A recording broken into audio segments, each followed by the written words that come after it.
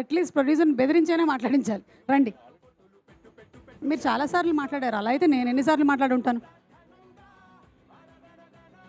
Actually ఏ ప్రొడ్యూసర్కైనా ఇలా success event పెట్టినప్పుడు డిస్ట్రిబ్యూటర్లు మేము కట్టిన డబ్బుకి రూపాయికి రూపాయి వచ్చిందని, లేకపోతే డబుల్ చేసిందని, లేకపోతే కమిషన్ వచ్చిందని చెప్పడమే పెద్ద ఇది కదా, సక్సెస్ కదా. అదంతా వాళ్ళే చెప్పారు కదా, ఇంకా నా సైడ్ నుంచి నేను చెప్పేదే ఉంటుంది. మీరు ఇందాక నుంచి ఫ్లాట్ కొంటారా, కార్ కొంటారా, ఎన్ని నేను తనతో మాట్లాడతా, మీరు ఎందుకు ఆయన రెచ్చగొడుతున్నారు ఇందా నుంచి?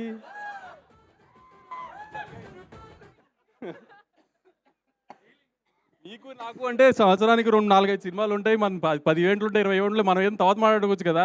2 సంవత్సరాలకు ఒకసారి హీరో ఒక సినిమా చేస్తాడు, అతన్ని ఎందుకు రెచ్చగొడుతున్నారు మీరు మధ్యలో?